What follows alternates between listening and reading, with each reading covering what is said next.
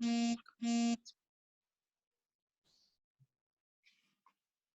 good evening to everybody. Welcome to episode 1 of what we are calling the Corona Conversations from Lockdown. It's day number 21. We were all supposed to bust loose tomorrow, but that's not going to happen. So we've decided to put these little get to know our top rider conversations together for all of you KEP members, and we hope that you enjoy, and we hope this continues. So chatting to me this evening, Dominey Alexander. How are you, Dom? Fine, and you, Aidan? How are you holding up? How's it been? Are you surviving? Yes, it's very much a mixed bag of emotions. I have done a lot of spring cleaning. I have done a lot of tree felling, chopping, building, a lot of work around the farm and the stable yard that I suppose I don't really get time to do. I've had a lot of time to be able to work a lot of horses. All the horses on the property are working. So all the clients' horses are in work every single day. I'm very fortunate that I have James Lowe and Raquel Mendez. They live here, so they've been helping me exercise all the horses every day.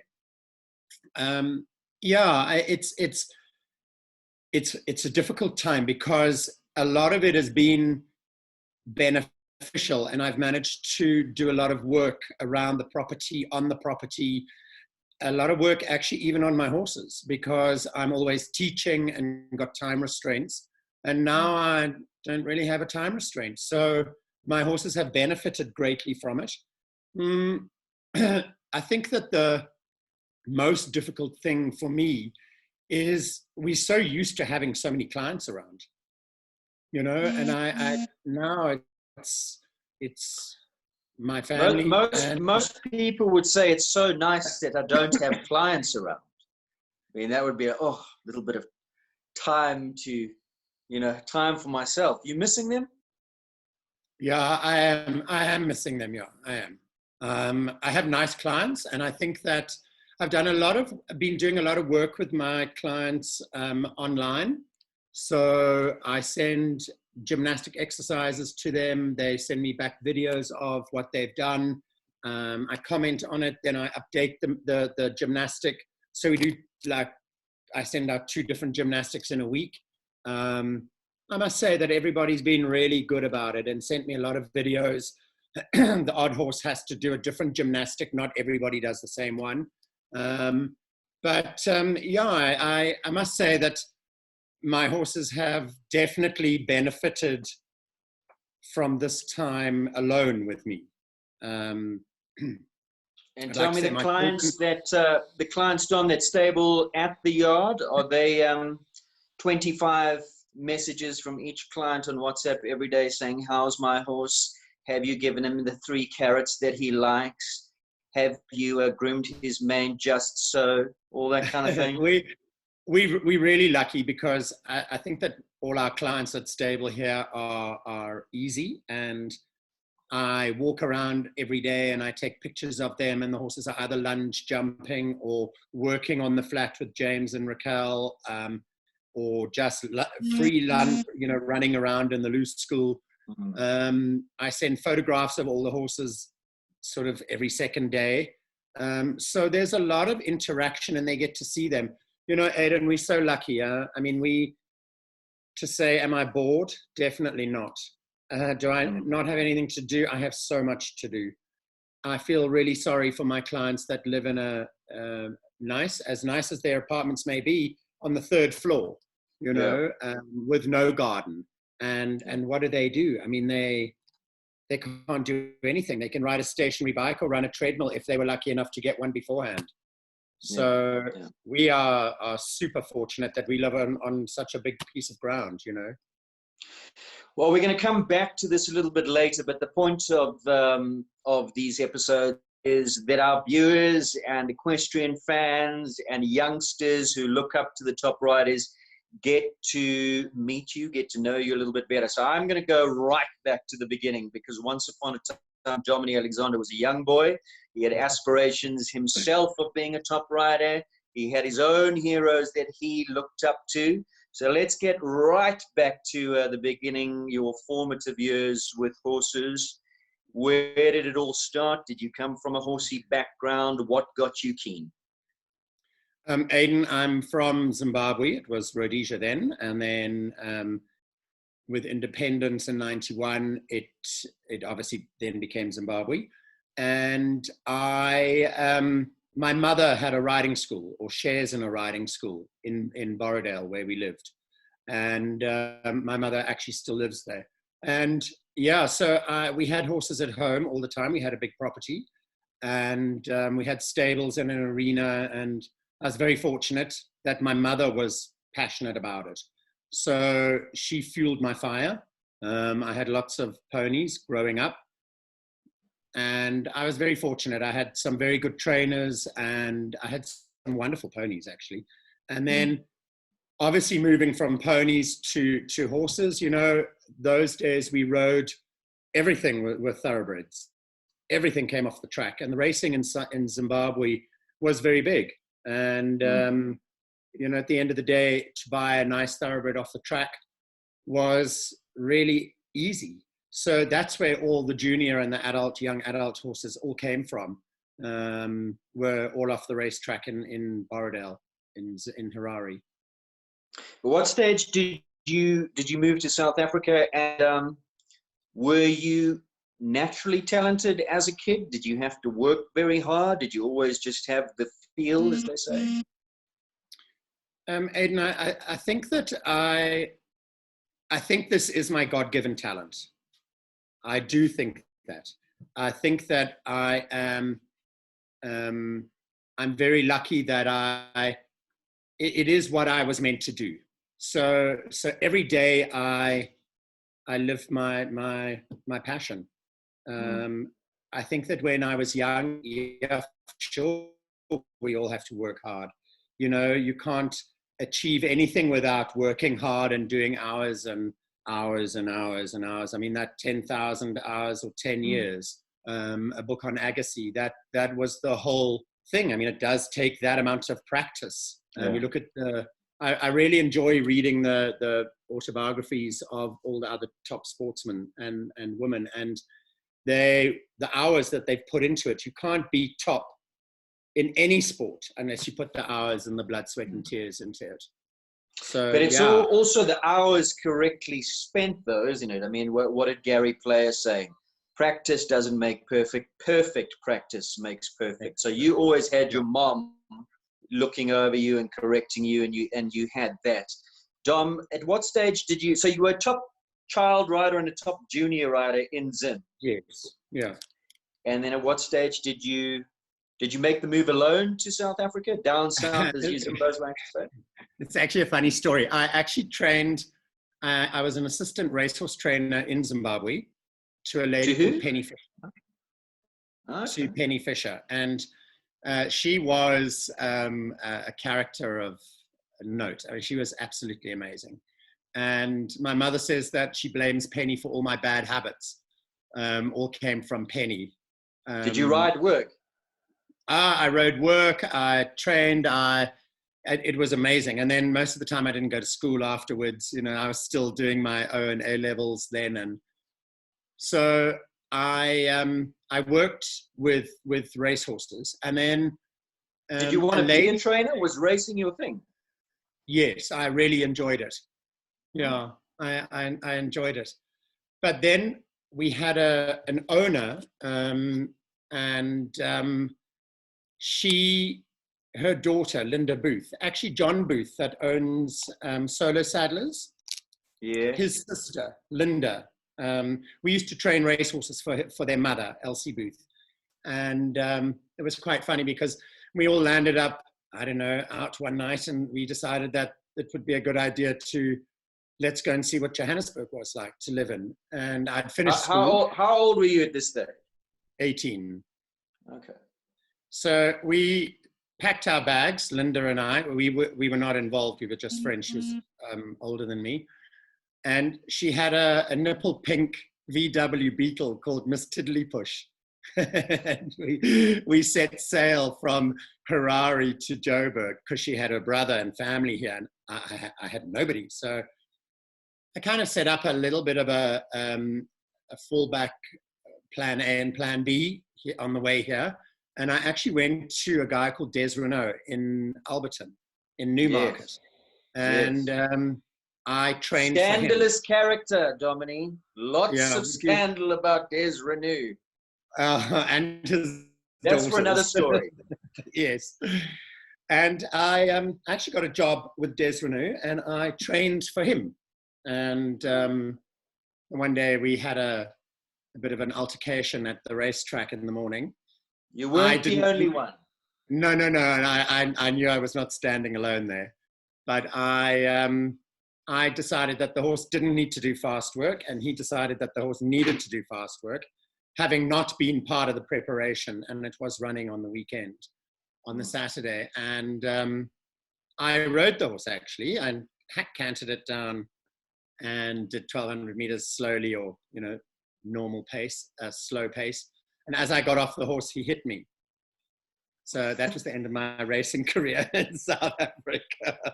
Mind you, it was also the end of him, because we landed up going to the jockey council and all the rest of it. So anyway, that was quite a thing. And then I contacted Gonda Beatrix. And with that, she got me a job with Tony Lewis. Okay. So at this stage, before you move on, at this stage, you were top rider already in Zim. I mean, kids and juniors, but you hadn't done much in adults before coming to. No, I hadn't. No. I'd been to Ireland, and I think we'd come to Joburg once or twice on teams and things like that as a junior rider, but not as an adult, no. So then Gonda set me up for I got an interview with Tony Lewis. And this was 80s now. What year are we talking? Without giving your age away. 86. Yeah, about when I started work for Tony, it must have been about 85. Yeah, it must have been about 85. Okay. So you phoned Gonda, and Gonda said, no, my boy, but phone this guy, Tony. Well, she didn't have anybody. She didn't have a and she had somebody there. I think it was Lynette Maton or one of those. And then Evan Anderson was actually riding for Tony Lewis, and he was leaving Tony. So I took over from Evan, and that was when they lived behind near Country Base, down that Garden Road, or one of those roads. Yes. Rose Road. Yeah. That's right. I should remember that. That was his late wife's name, Rose. Mufasa Farm. Mufasa Farm, yeah, that's right. Yeah. Okay. I worked for Tony for a long time, and had to. And what was that like? What was that like? He was teaching you. You were producing, riding young horses. I rode horses all day. I mean, I just would arrive there early in the morning. He would ride a couple whilst I was there, and then I'd be doing jumps or whatever for him. And then he'd then go and get changed and go to work. And I would carry on riding the whole day. And then that was what it was. Then he gave me one horse to ride. I'll never forget, an Alzu horse called Alzu Conqueror, had one eye. And I don't know if you remember that Emerald King and Talisman, his two very good horses. Obviously, Talisman, Emerald King, I don't know. Was the brother. So these were all brothers. So I got the one-eyed brother. And anyway, I dumped him up to A grade. And then I had picked up a few rides on my own, private rides, privately. And then I just thought that it was time, after being with Tony for, I think I was with Tony for 4 or 5 years. Mm-hmm. And then I thought it was time that I developed my own string and my own business. So You know, my very first horse that I got to ride, compete full-time on, my two landed up being what I made my name on.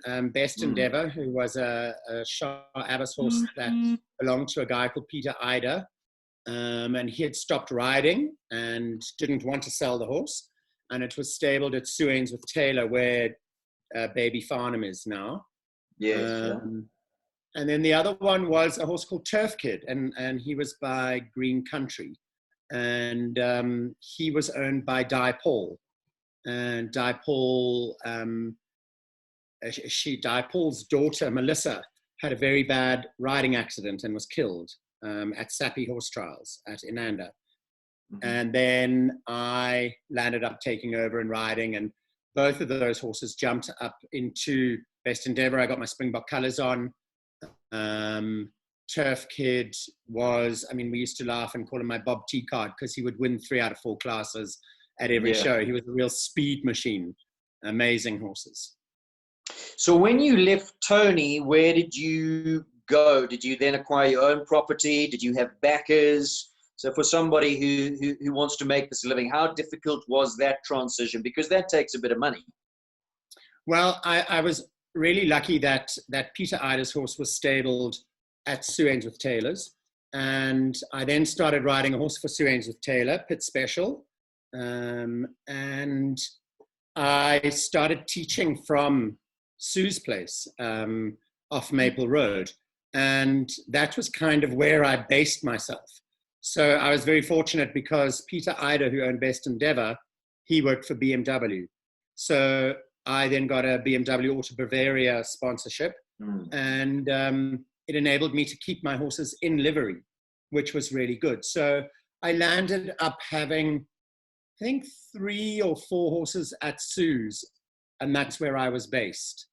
And then Di Paul landed up buying her own place, actually behind Suains with Taylor on Zinnia Road. So we then set that place up and I moved over to there. So yes, I was very fortunate that I had a wonderful owner like Di Paul that went and, you know, bought a property and set up stables and an arena for me. How important was it to you that you were competing and doing well, that kind of gave you that name? So those 2 horses, Turf Kid and Best Endeavor, without them, I mean, were those the springboard to your success, is what I'm saying? Yes, I think they were. There are lots of attributes to my success. There really is. I mean, I swear the person that influenced and molded me as a rider is definitely Gonda. You know, I always laugh, and my nickname around town was Gondom, you know, because I was very involved with Gonda all my young adult career. She was very influential in my success. So when you were riding for Tony, was Gonda already in the picture there? Was she helping you? Was she your coach? Yes, definitely. I'd trot them. There used to be at Kyalami Park, there was a really good racetrack. They actually used to do a bit of bush racing and things like that at Kyalami Park. And we always used to go and meet on the track. And then I'd take some of the young horses of Tony's and I'd go to Gonda and have a jump there. And I stayed very connected with Gonda all along. I still am. So I would say that she has been the most influential in my riding career. As many we're going to get back to that, but somebody told me, and I don't know if this is true, you were also a champion springboard diver, or is that true? Yeah. I did. When was all that? When did all that take place? When I was in high school, at the end of primary school and in high school. Yeah. I did lots of things like that. I ran, jumped, hit the ball, caught it, kicked it. I enjoyed sport. I still do. I do a lot of different exercise. I play tennis, squash, anything. I tried everything. So Dom, there was Turf Kid and there was Best Endeavor. How long did you have those 2 horses? What were your biggest successes on those? And what did you have to do to get your Springbok colors in those days? Where was the competition? You know, I mean, like everything, competition has evolved. The jumps were really big. I promise you, the jumps were big back then, but they were more spaced out. And I think that they were not so technical. The jumps were big and the competition was fierce. You have people like Annelie Vuckerfenning, Errol Toney, Peter Gotts, Ronnie Lawrence, Gonda, Johnny Myberg, all of those people, you know, Jonathan Clark was there, Barry Taylor, they're Gail Foxy. I mean, they were fantastic and they all had such good horses. We jumped, Best Endeavour was very careful and very scopy.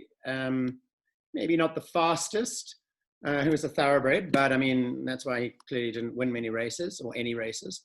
But he was very scopy and could jump big jumps. And he won a lot of Grand Prix with me. And I was very fortunate to have him as a ride. And it was the FEI used to be I think we have it now, the Category A FEI. But we were, then I think we were in Team A, in Pool A.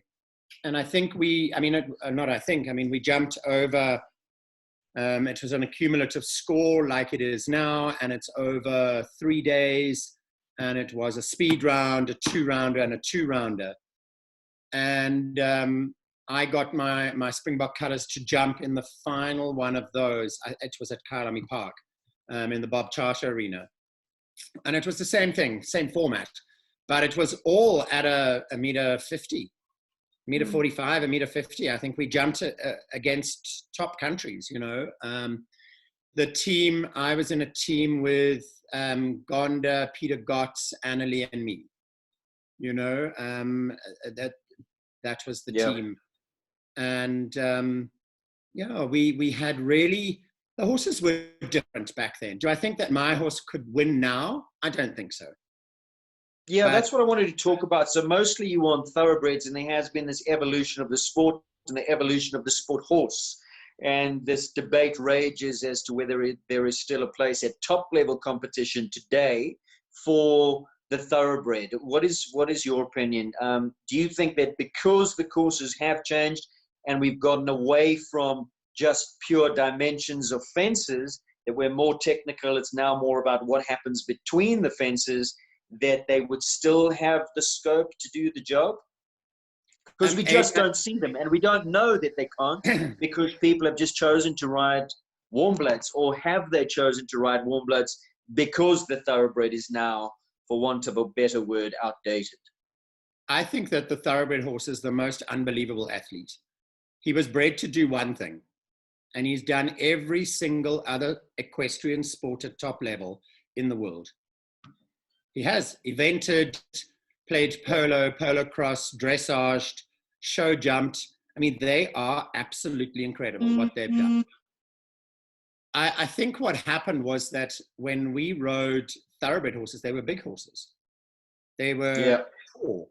And I think that they've become smaller. So I think it's been harder to find.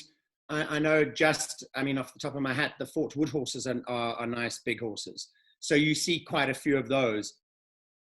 Fashion has made people want to look for warm blood horses. I love thoroughbred horses. I think today, if I could mount half of the people that I coach on thoroughbred horses, I still would. But to find a real big quality thoroughbred horse, I don't know if they are around anymore. I think they want them small. But I mean, do they have to be big?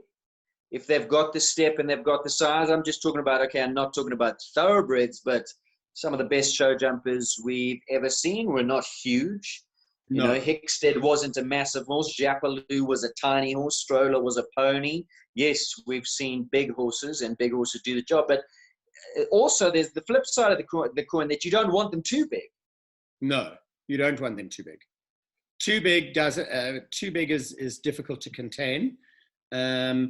But I think that with the jumps being a little bit bigger and wider and less area for you just to, I think thoroughbred horses are run and jump horses. They get their power from running and jumping. So like a skip off the ground, yeah. Yeah. So now I think that the warm blood horse has a little bit more power. You know, it's a V8 instead of a V4. A V4. That's what I think the difference is. If you can find a thoroughbred that is big and strong enough and has enough power, it has the quickness, I think you've got a great horse. It's ironic. They've been breeding the warm blood horses to become faster and lighter. Yeah. But they've got that built-in power. Yeah. And I think that's where the thoroughbred now might battle a little bit. If you have a good one, you have a good one. They're unbelievable and they're so rideable. But a lot of the time now, the course designers they play with the distances. So they make the distance short to a very wide double or a wide oxer or something. Yeah. There you need sheer power. Yeah. You know, but I love thoroughbred horses. They're what athletes, absolute athletes. So we've gone off point a little bit. Let's get back to you. At what stage? Now you're based in just off Zinnia Road, I think. You're at Suatees. What stage when did Sellerhoff come into the picture? Sure. Karen and I have been. I actually was dating.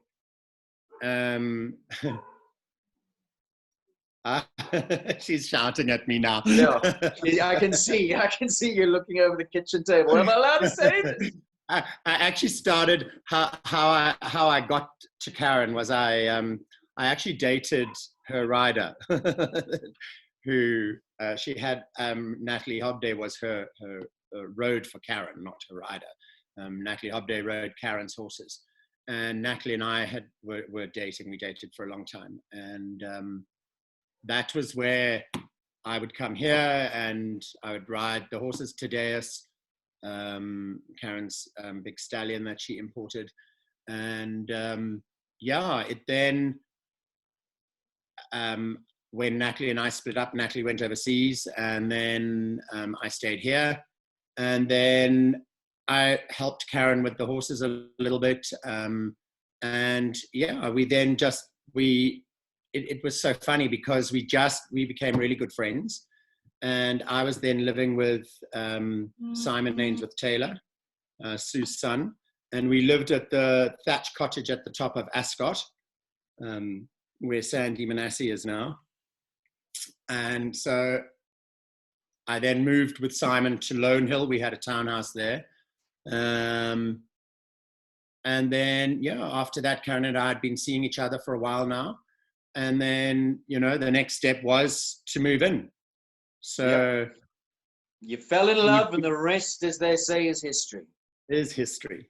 So we've been married now for nearly 20 years. And we've been together for 26 years. So, it's a long time, eh? Yeah. She put up with me for 26 years. Yeah, she needs a medal, Dom. She's brave. Tell me, did you develop the passion for the dressage pre or post Karen? I did eventing, so I did a little bit of eventing, and so I always did a bit of dressage. Sue Ainsworth Taylor's horse, that Pit Special, he was a very good event horse. And actually, he jumped open with me and he with Jonathan and Gail. Yes. Gail as well,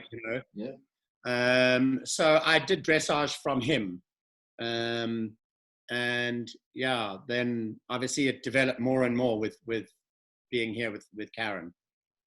Would you, if you had to pick, if somebody said to you, right, Dom, it's either jumping or it's dressage? Bolting. No, I don't know. Does the dressage, does the flat work and the dressage, does it influence your jumping riding a lot? Yes. Do you train your jumpers in the same manner that you would train your Grand Prix dressage horses? No. You train them for suppleness, lightness, self-carriage, all of that the same, but their training is different. You know, the jumping horses, we work them a little bit lower. The dressage horses, they have to work up. You sit them down all the time behind. There's a lot of collected work. I think the life of a dressage horse is much harder than the life of a jumping horse. I really do believe that. They're doing 1,000 squats around the arena every day. You know, they're sitting on their hocks the whole time and going sideways. And I think it's much harder life. Well, I actually read an article on this a while back, and they said the breakdown rate of a dressage horse compared to a jumping horse, even compared to a racehorse,